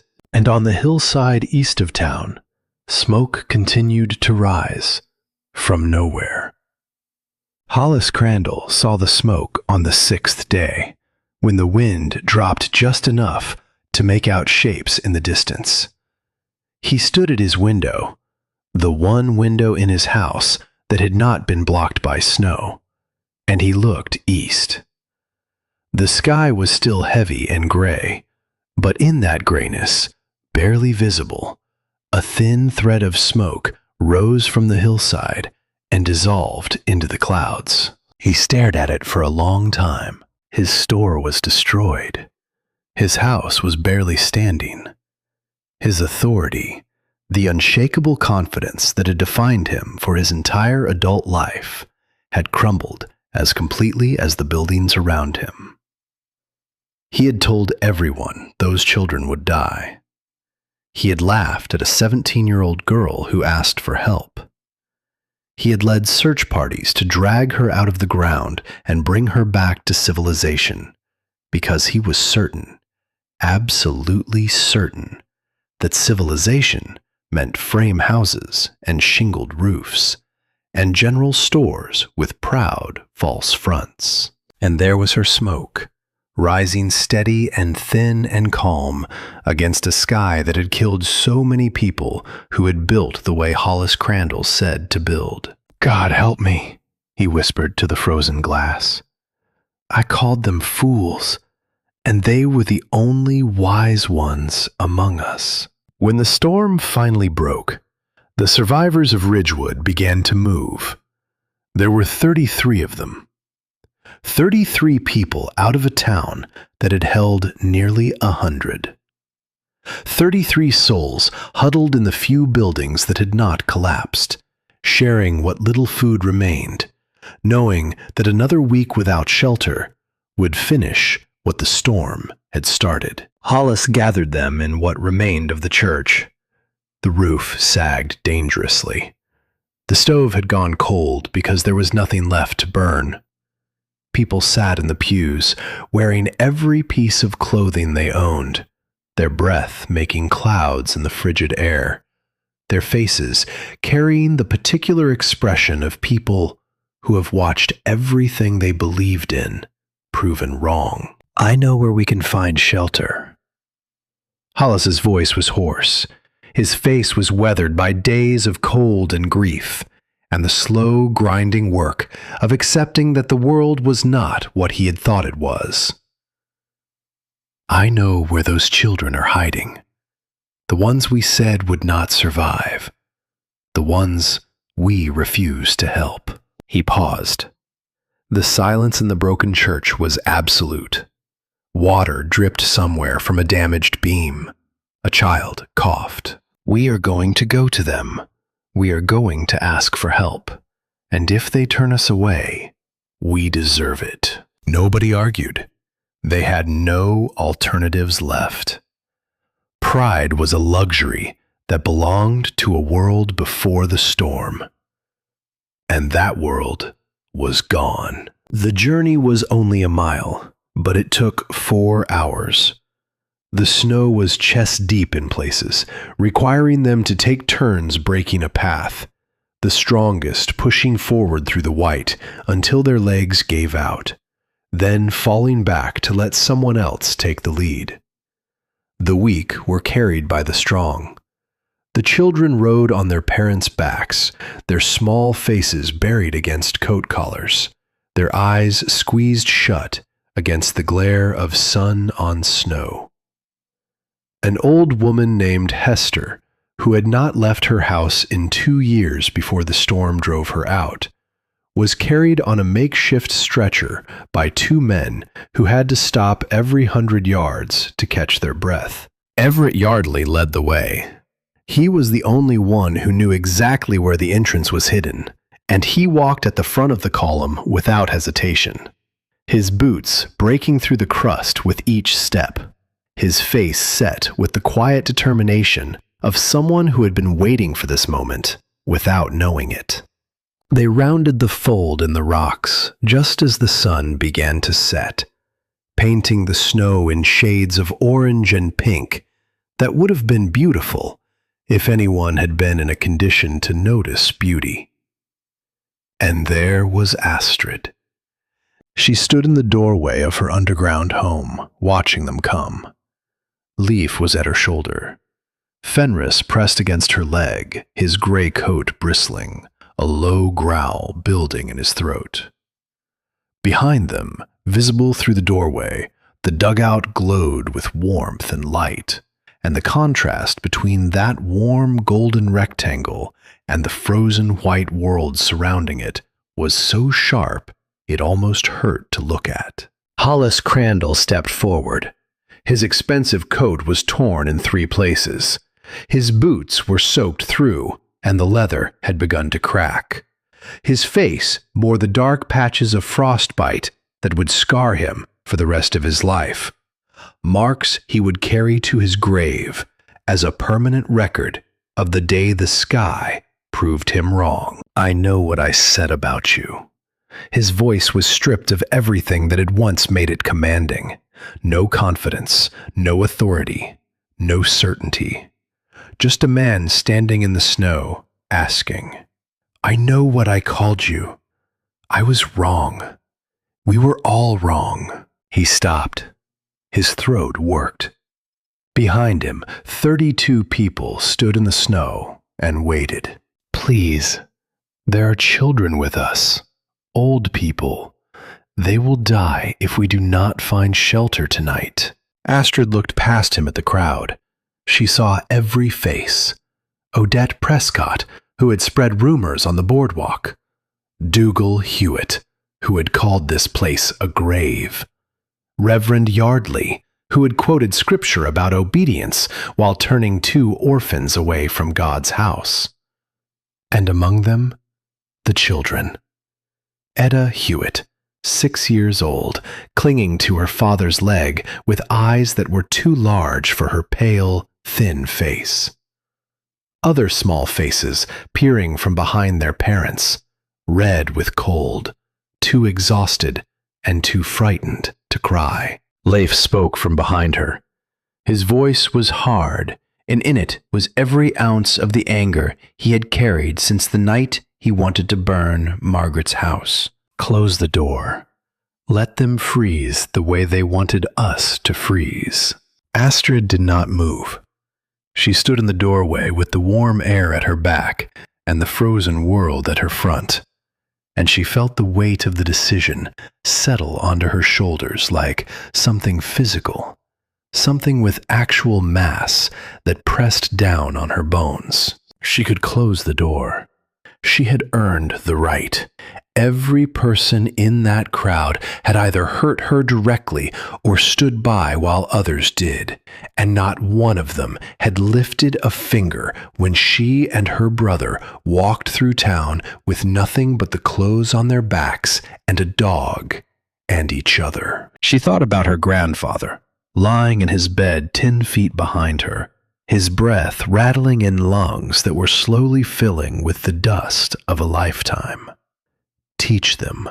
Do not hoard this knowledge. She thought about her father, who had helped every neighbor who asked, who had given his time and his labor and his tools to anyone who needed them, even the ones who never said thank you.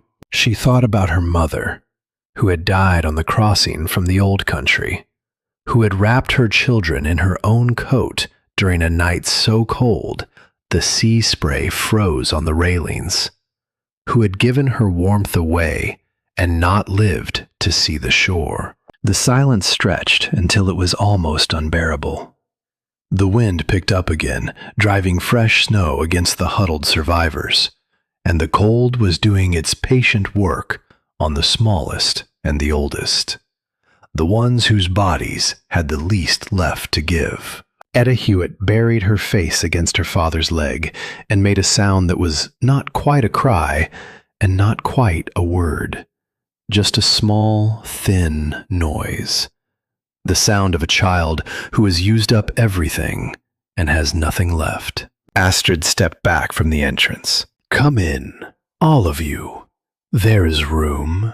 The dugout that everyone had laughed at held 33 people for 2 weeks. It should not have been possible. 14 feet by 22 feet was not enough space for that many bodies.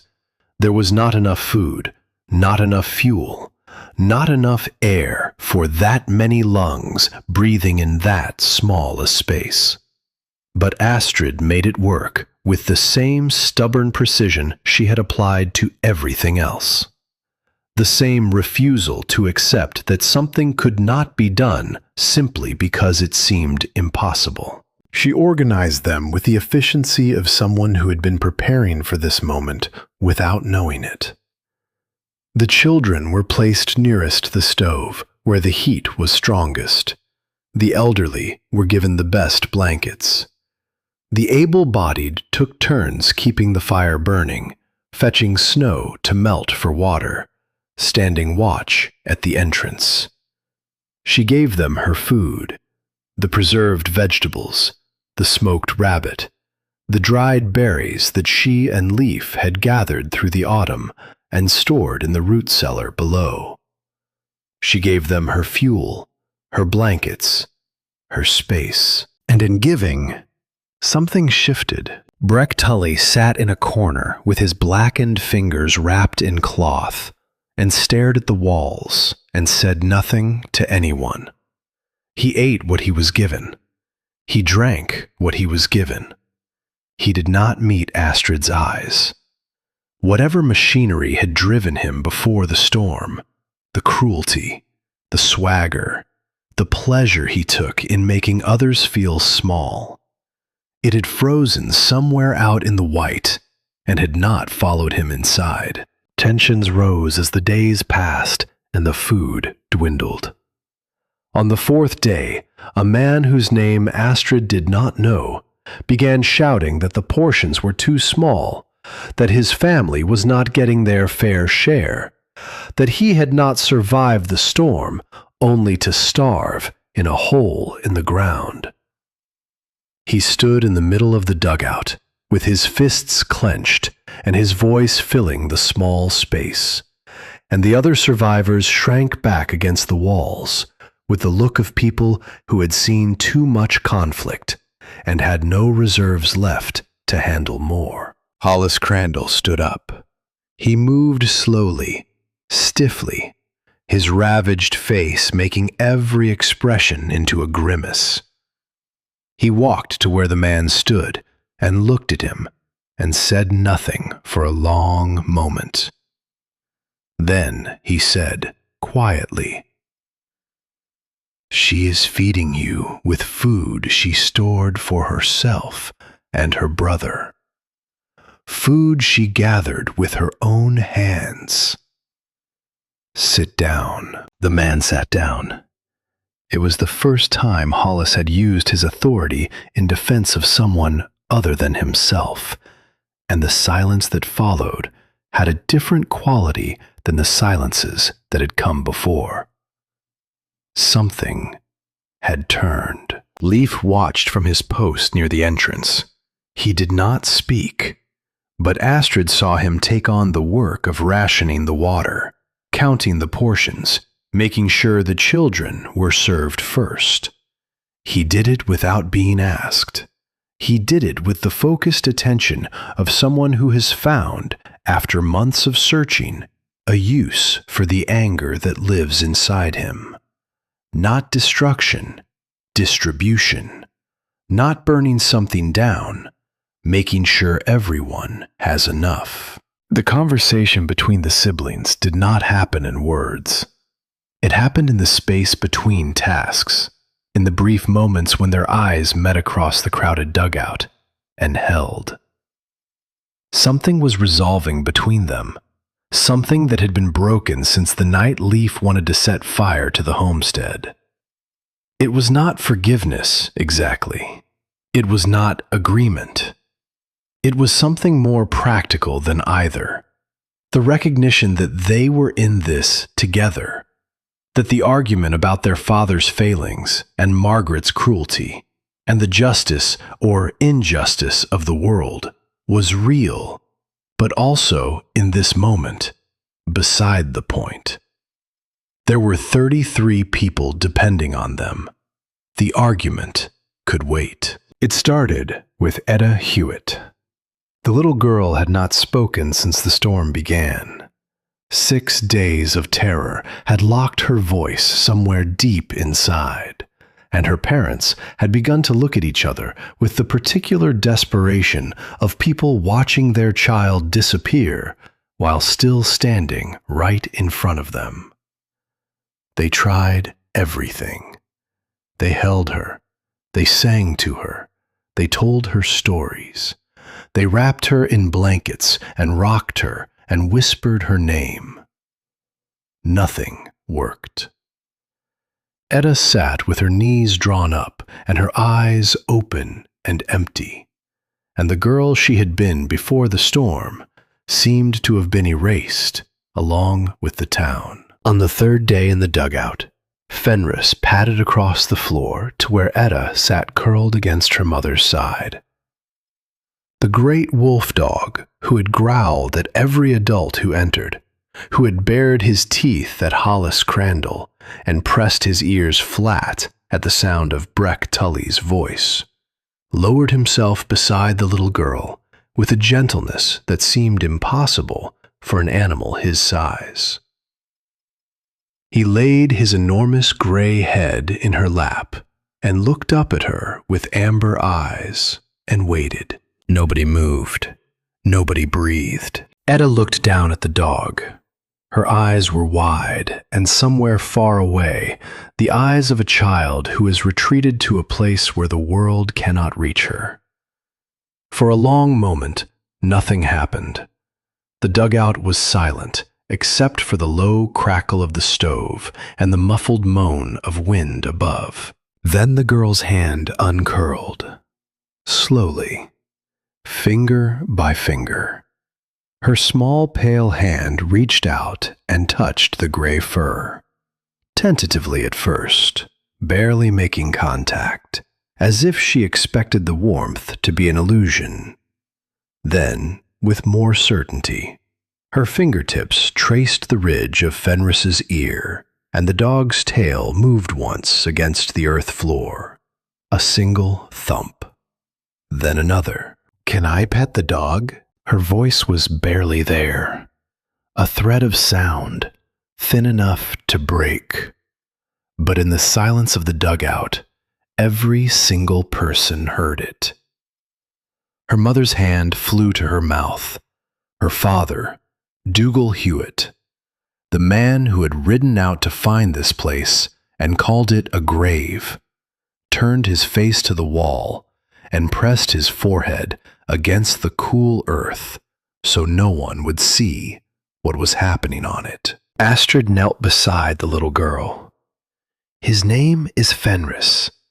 He has been waiting a long time for someone to pet him." Etta's face changed. Not a smile, not yet, but the beginning of one. The way dawn begins not with light, but with a softening at the edges of the dark. She stroked Fenris's fur with both hands now, and his tail thumped steadily against the earth, and something that had been broken in the crowded underground room began, very slowly, to mend. On the fifth night, Hollis Crandall crossed the dugout to where Astrid sat by the stove. He lowered himself to the ground beside her. His joints protested. His face was swollen and discolored, and he moved with the careful slowness of a man who has discovered that his body is not the reliable instrument he once believed it to be. He sat beside her and stared at the fire behind the iron door for a long time. The orange light shifted across his face, and in that shifting light, he looked like a man who had aged a decade in a week. "I was wrong." He said it to the fire, not to her. 2 words, quiet enough that only Astrid could hear them over the breathing of 31 sleeping people. She did not respond. She did not need to. The words sat between them on the floor. And Hollis did not try to add to them, or explain them, or turn them into a speech about what he had learned. He just sat with the wrongness of what he had done, and let it be what it was. After a while, he rose and walked back to his place against the far wall. Astrid watched the fire and felt something loosen in her chest that she had not realized was tight.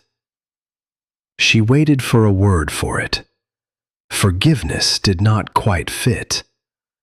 What came instead was quieter and more practical. The recognition that people are capable of change, even when you have stopped believing they will. The storm released its grip slowly, reluctantly. The wind died in stages. The snow stopped falling. The sky lightened from iron to pewter to, finally, on the last day, a blue so clean and sharp, it looked like it belonged to a different world entirely. Astrid opened the entrance on that final morning and stood blinking in the light. The snow outside was blinding. Drifts rose higher than a man's head. The landscape had been sculpted into unfamiliar shapes, as if the storm had erased the old world and left a blank page in its place. The survivors emerged behind her, one by one, shielding their eyes against the glare. 33 people stepping out of the earth and into a world made entirely of white. Some of them wept. Some of them stood in perfect silence. Some of them looked back at the dugout entrance, the small dark opening in the hillside that had kept them alive, and the expressions on their faces were too complicated to name. They walked toward town in a long line, picking through the snow. Nobody spoke. Ridgewood was destroyed. Of the buildings that had stood before the storm, fewer than a dozen remained intact. The general store was a ruin. The church had lost half its sanctuary. The saloon was simply gone. And in the weeks that followed, as the snow melted and the ground thawed, the full cost of the storm made itself known. Body after body was recovered from the wreckage, until the count grew so high that people stopped speaking the number aloud. Frozen in their homes, lost in the white, crushed under roofs that were not built for what the sky had asked of them. Among them was Margaret. They found her 30 feet from the dugout entrance. She was still reaching when they found her, her frozen hands extended toward a door she had never seen. Astrid stood over the frozen body of her stepmother. She waited for satisfaction to arrive. It did not. What came instead was heavier and quieter, and had no name. She was a person, Astrid said quietly. A person who did terrible things, but still a person. Leaf stood beside her.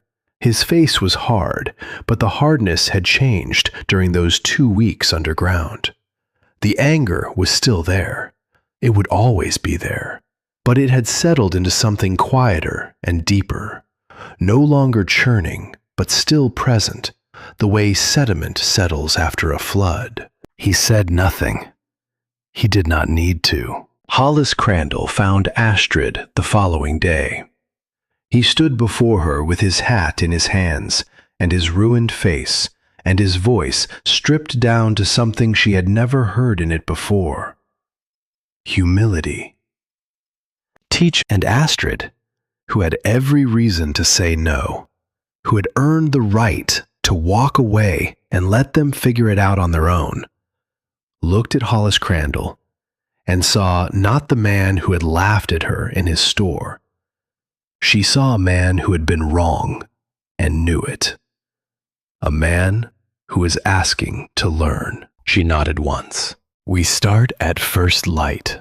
The days that followed were full of labor and purpose, and for the first time since autumn, the sound of tools on earth was not a sound of hiding, but of building something meant to be found. Astrid taught, and the survivors learned, and the old ways took root in new hands. And then, on a quiet evening in early spring, when the snow had pulled back from the hillside, and the first green shoots were pushing through the mud like small fists reaching for the sun, Gunnar Halvard Lindgren let go. He had held on through the storm.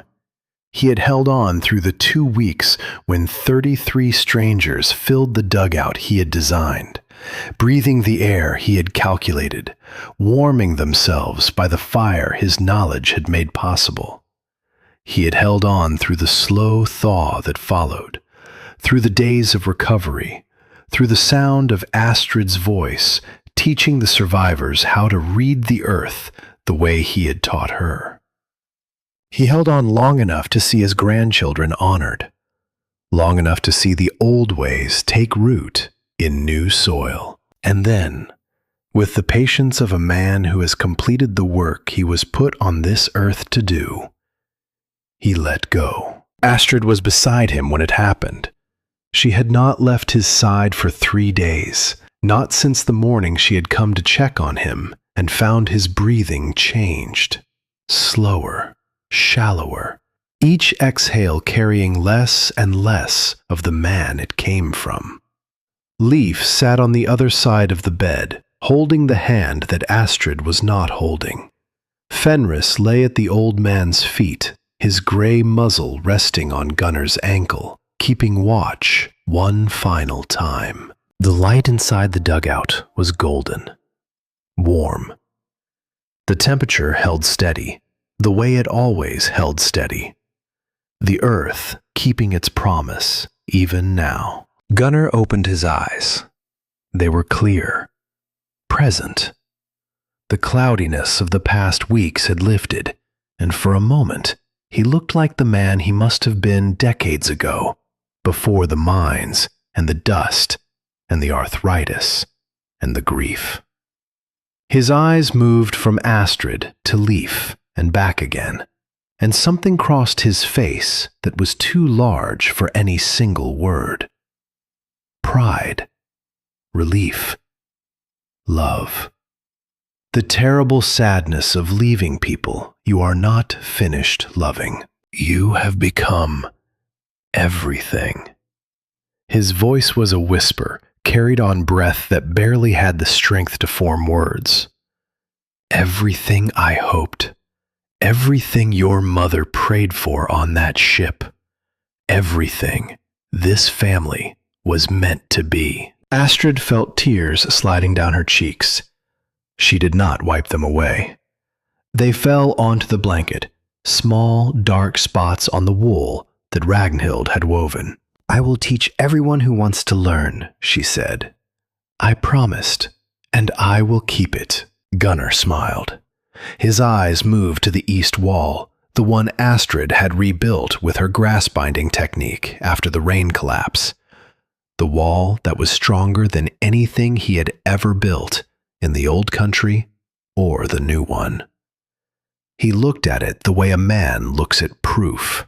Then his gaze drifted past the wall, past the room, past everything that was here and present, reaching for something only he could see. Britta.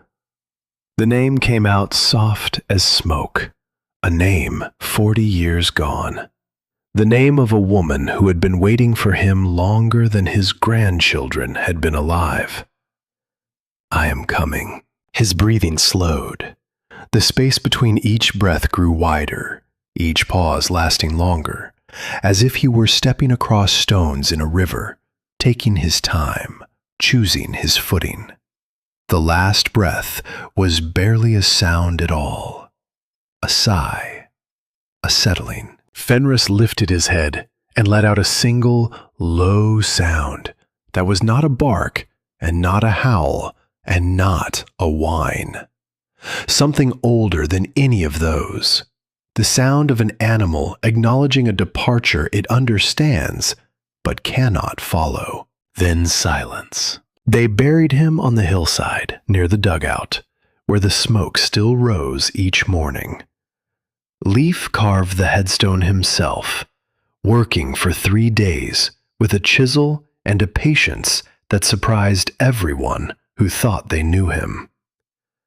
The words were simple. He taught us how to disappear. We learned how to survive. Astrid stood at the grave and said nothing. There was nothing to say that the hillside did not already know. The rebuilding began before the last of the snow had melted. The first thing they built was a dugout. Hollis Crandall organized the labor. He was good at organizing. It was the one skill from his old life that translated cleanly into the new one, and he threw himself into it with the desperate energy of a man trying to build something that might outweigh the damage he had done. He did not try to lead, he tried to be useful. And the difference between those two things turned out to be the difference between the man he had been and the man he was becoming. Dougal Hewitt contributed his knowledge of construction. The carpenter who had called the dugout a grave now studied its engineering with the intensity of a convert, running his hands along the walls, measuring the angles, asking Astrid questions that went on for hours. He wanted to understand everything, not just how it was built, but why. Not just the technique, but the thinking behind the technique. The old ways fascinated him precisely because they were so different from everything he had been trained to do. And the difference was what had kept people alive when his own buildings had fallen. Astrid taught them. She stood on the hillside with Hollis and Dougal and a dozen others and showed them how to choose a site where the winter sun would warm the entrance. She explained how deep to dig to reach the stable temperature zone. She demonstrated the grass binding method she had invented, the technique that was neither the old way nor the new way, but something in between, something that belonged to this particular land and no other. She taught them the way Gunnar had taught her, with patience, with precision, with the understanding that knowledge is not a thing you own, but a thing you pass along, and its value is measured not by what you keep, but by how far it travels after it leaves your hands.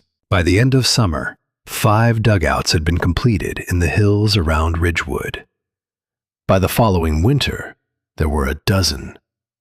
The technique spread to neighboring communities, carried by survivors who told the story of the smoke from nowhere, the mystery that had turned out to be a 17-year-old girl and her 15-year-old brother living inside the earth. Leif found his purpose in the building.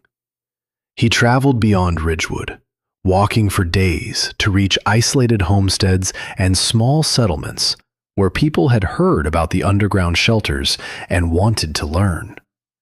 He carried a kit of tools and a head full of measurements and a quiet competence that made people trust him despite his youth. He never charged. When people offered payment, he shook his head and said he was settling a debt, though he never explained whose debt or to whom it was owed. The anger did not leave him entirely. It never would. But it had been transformed by the work, beaten into a shape that was harder and more useful than the raw ore it came from. He built shelters for people who could not build for themselves, widows, orphans, families that had lost everything. The people who reminded him most of what he and Astrid had been on the day they walked out of Ridgewood with nothing. He never spoke about that day, but every shelter he built was an answer to it. Margaret's homestead stood empty after the thaw. The storm had damaged the roof and broken 2 windows, and snow had gotten in and warped the floors that Harold had laid so carefully. Nobody claimed it. Phineas Webb had disappeared during the storm, and the forged will disappeared with him. The land reverted to the Lindgren name by default, not through any legal triumph, but through the simple mathematics of survival. Margaret was dead. Webb was gone. There was no one left to contest the claim. Astrid went back once. She walked through the rooms where she had grown up, through the kitchen where Margaret had slapped her, past the porch where Leaf had fallen. The garden her mother had planted was buried under mud and debris. The workshop where her father had taught Leaf to build had lost its roof. She stood in the middle of the house and felt nothing pulling her back to it. The home she had mourned when she walked away was not this structure of wood and nails and glass. It was the people who had lived in it, and they were all gone now. The house was just a building, just walls and a roof and rooms that held nothing but dust and the memory of bread baking and children laughing, and a father who had been imperfect and kind, and who had loved them in the only way he knew how. She closed the door when she left and did not go back again. Hollis Crandall never rebuilt his store. He never returned to his position as the man who ran Ridgewood. The authority he had carried for decades had been broken by the storm, along with everything else, and he did not try to reassemble it. Instead, he became something nobody who had known him before would have predicted. He became a man who listened. He spent his remaining years helping newcomers understand what they were facing on the open prairie. He told them about the storm. He took them to see Astrid's dugout, still standing, still holding its temperature. He explained, with the hard-won honesty of someone who has been publicly and catastrophically wrong, that the old ways carried wisdom the new ways had forgotten, and that the smartest thing a person could do in unfamiliar territory was find someone who knew the land and shut up and learn. When Hollis died, peacefully, many years later, Astrid stood at his funeral and spoke to the people who had gathered. For most of his life, he measured worth by wealth and judged people by what they looked like and where they came from. She paused. The wind moved through the grass on the hillside, and somewhere behind her, the smoke rose from the dugout the way it had risen every morning for years. But he learned. When everything fell down around him, he learned, and he spent the rest of his life making sure that other people would not have to learn the hard way. She did not say anything about forgiveness. She did not say anything about grace or redemption or any of the big words that people use when they want to make a story mean something it does not need to mean. She simply told the truth about a man who had changed and let the people listening decide for themselves what that was worth. Everett Yardley married Astrid on a morning in late spring, standing at the entrance to the dugout where they had first spoken. It was not a grand wedding. The bride wore a dress she had sewn herself from cloth that Ragnhild had given her. The groom stood beside her in work clothes, his hands calloused from years of hauling timber and digging earth. Reverend Yardley performed the ceremony. He had changed since the storm, softened by the particular humility that almost dying tends to produce in people who survive it. He no longer preached about submission or obedience. He preached about showing up, which was a smaller and harder thing. The wedding lasted 20 minutes. Then everyone went back to work. There were shelters to build. The smoke rose from the hillside every morning. It became a landmark, then a local expression. Smoke from nowhere came to mean any preparation that looked like foolishness until the day it saved your life. Any knowledge that seemed useless until the moment it became the only knowledge that mattered. When someone was mocked for their caution, for their stockpiles, for their strange underground shelters that looked like animal burrows, the people who remembered would shake their heads and say it. Remember the smoke from nowhere. Remember what happened to the people who laughed at it. Many years passed. The dugout remained. The earth held its temperature the way it had always held it, steady and patient, indifferent to the seasons that passed above. People maintained it, kept the stove burning in winter, replaced the timber when it rotted, taught their children about the girl who had built it and the grandfather who had shown her how. And on a morning near the end of her life, in the soft light of a spring that smelled like wet grass and warm earth, Astrid asked her granddaughter to help her outside. Her legs were not what they had been. Her hands, once strong enough to rebuild a collapsed wall, now trembled when she held a cup. But her eyes were clear, and her mind was sharp, and she wanted to see the smoke one more time. They sat together on the hillside, the old woman wrapped in a blanket, the young woman holding her hand. The sun was coming up, painting the sky in shades of pink and gold that Astrid had seen 10,000 times and never grown tired of. From the dugout below, a thin thread of gray rose into the still air, barely visible, easily mistaken for mist or steam or nothing at all. Do you see it? Astrid's voice was quiet but steady. That smoke? I see it, grandmother. Astrid watched the smoke rise and dissolve and rise again. The dugout beneath them was warm. It would always be warm. The earth had made a promise a long time ago, and the earth does not break its promises. That was your great-great-grandfather Gunnar, she said. That was everyone who came before us, everyone who learned the old ways and passed them down and refused to let them be forgotten. She squeezed her granddaughter's hand. It will be you too, someday, if you remember what was taught, if you keep the fire burning, even when everyone tells you that you do not need it. The smoke rose. The sun climbed. The prairie stretched out in every direction, enormous and golden, and full of the kind of silence that comes after a very long story has been told. The storm always comes, Astrid said. Her eyes were closing. Her voice was fading to something barely louder than the wind in the grass.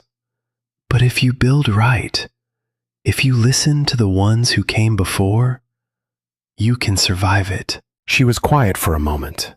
The smoke rose.